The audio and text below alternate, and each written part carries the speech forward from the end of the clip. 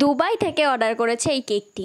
দুবাইয়ে আমি কেক কি করে নিয়ে যাব? কি করে ভাবছো যে দুবাই থেকে কিভাবে অর্ডার করলো, কিভাবে কেক নিয়ে গেলাম? আরে না না, আসলে একজনের হাজবেন্ড তার ওয়াইফের সারপ্রাইজ উপলক্ষে আমার কাছ থেকে, সে দুবাইতে কাজ করে কাজের থ্রুতে, তাই জন্য আমাকে অর্ডার করেছিল। আমায় বলেছিল আমার ডেলিভারি লোকেশন পাঠিয়ে দিয়েছিল, তো ওখানে ডেলিভারি দিতে হবে। আমি বললাম ঠিক আছে, পারবো, কোনো অসুবিধা নেই।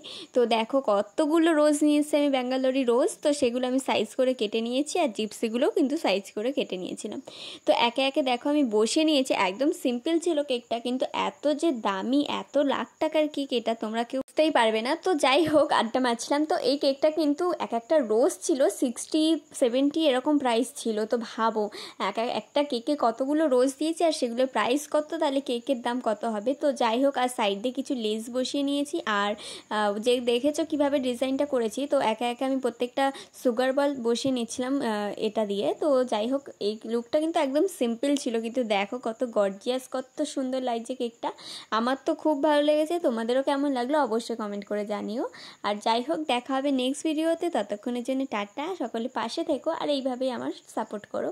আর দেখো না, কিছু বল, নন এডিবল বলগুলো হয় সিলভার কালার, ওগুলো দিয়ে দিয়েছি, কারণ এটা একদম এত সুন্দর লাগছিল কেকটা, আর কি বলবো। আর কিছু একটু সিলভার স্প্রে ছড়িয়ে দিলাম।